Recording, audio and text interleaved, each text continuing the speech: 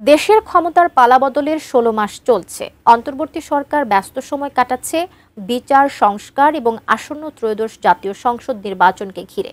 কিন্তু এই ১৬ মাসে কতটা সফল ডক্টর ইউনূসের সরকার, আর তাদের কার্যক্রমে কতটা সন্তুষ্ট দেশের জনগণ, জরিপে উঠে এসেছে সেই সব তথ্য। বিস্তারিত আরিফ হাসানের প্রতিবেদনে। বাস্তবতা তাদের মানতে হবে, আর যদি না মানে কিছু করার নাই। ৫ আগস্ট ২০২৪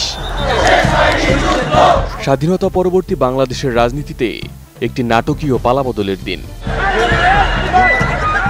দীর্ঘ ১.৫ যুগ ধরে চলা আওয়ামী স্বৈরশাসনের অবসান ঘটে সেদিন। স্বজন হারানোর কান্না আর উন্নয়নের নামে লুটপাট চালানো আওয়ামী মঞ্চ ভেঙে পড়ে।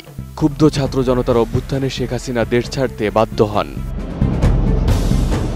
এর পরপরই বদলে যায় দেশের রাজনৈতিক প্রেক্ষাপট।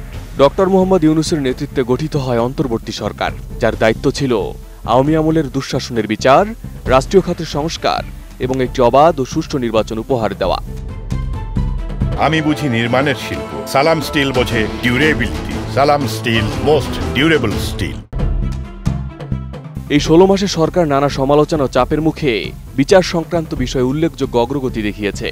জুলাই অভ্যুত্থানে মানবতা বিরোধী অপরাধের মামলায় সাবেক প্রধানমন্ত্রী শেখ হাসিনার ফাঁসির রায় দেশের একাংশে স্বস্তি ফিরিয়েছে। পিলখানা হত্যাকাণ্ড ও গুমের নানা তদন্ত প্রতিবেদনও এসেছে এই সরকারের হাতে। বর্তমানে আওয়ামী লীগের বিরুদ্ধে নানা অভিযোগ আন্তর্জাতিক অপরাধ ট্রাইব্যুনালে বিচারাধীন। We have decided to inflict her with only one sentence, that is sentence of death.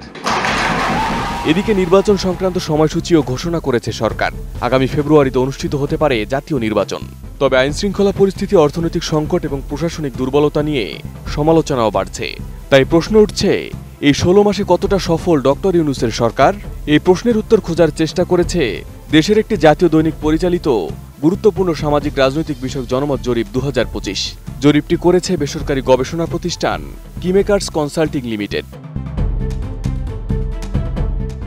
জরিপে দেখা যায়, জুলাইয়ের গণ অভ্যুত্থান পরবর্তী সংস্কার কার্যক্রম নিয়ে মিশ্র প্রতিক্রিয়া রয়েছে জনগণের মধ্যে। প্রশ্ন ছিল, সরকার সংস্কার কার্যক্রমে কতটা সন্তুষ্টি আনতে পেরেছে?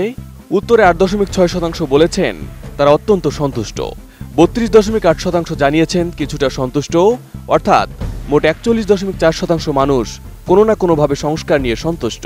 অন্যদিকে ২১.২% বলেছেন তারা নিরপেক্ষ, আবার ২৫.১% কিছুটা অসন্তুষ্ট এবং ১১.৭% অত্যন্ত অসন্তুষ্ট। সব মিলিয়ে অসন্তুষ্টির হার দাঁড়ায় ৩৬.৮%।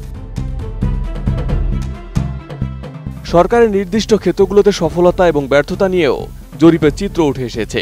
পুলিশ, বিচার ব্যবস্থা, প্রশাসন ও আর্থিক খাতে কাঙ্ক্ষিত পরিবর্তন আনতে পারেনি অন্তর্বর্তী সরকার, এমনটাই মনে করেন অধিকাংশ অংশগ্রহণকারী।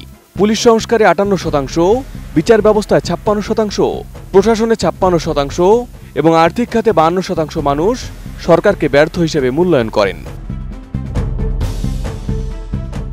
অন্যদিকে নির্বাচন কমিশন ও নির্বাচন ব্যবস্থার সংস্কারে ৪৭.৩%, কৃষিতে ৪৬.৮%, শিল্প বিনিয়োগে ৪৫.২%, সংস্কৃতি খেলাধুলায় ৪৩.৫%, বিদ্যুৎ জ্বালানিতে ৪১.৭% এবং স্থানীয় সরকারি সংস্কারে ৩৭.১% মানুষ সরকারকে সফল মনে করেন। এদিকে সংস্কার ব্যর্থতার দায় কার, এমন প্রশ্নেও আসে ভিন্নতর মতামত। প্রায় অর্ধেক, অর্থাৎ ৪৭.৫% উত্তরদাতা দায় দেন অন্তর্বর্তী সরকারকেই। তাদের মতে সরকার তার অঙ্গীকার অনুযায়ী দ্রুত কার্যকর সংস্কার বাস্তবায়নে ব্যর্থ হয়েছে। ১/৩ বেশি মনে করেন ক্ষমতাচ্যুত আওয়ামী লীগের সহযোগীরাই বিভিন্ন জায়গায় বাধা তৈরি করেছে। এছাড়া ২২% এনসিপিকে, ২০.৭% বিএনপিকে এবং ৭% জামায়াতকে সংস্কারে প্রতিবন্ধকতার জন্য দায়ী করেন। দেশের ৫টি নগর ও ৫টি গ্রাম বা আধা শহরের মোট ১৩৪২ জন প্রাপ্তবয়স্ক জনগোষ্ঠীর মধ্যে এই জরিপ করা হয়েছে। তাদের আয়, পেশা ও পটভূমি ছিল ভিন্ন ভিন্ন। এই জরিপ বলছে, ১৫ মাসের পথ চলায় ডক্টর ইউনূসের অন্তর্বর্তী সরকার কিছু ক্ষেত্রে আস্থা অর্জন করলেও পুলিশ, বিচার ব্যবস্থা বা প্রশাসনিক সংস্কারের মতো গুরুত্বপূর্ণ খাতে কাঙ্ক্ষিত সাফল্য এখনো অর্জিত হয়নি। Arif Hasan, ATN news.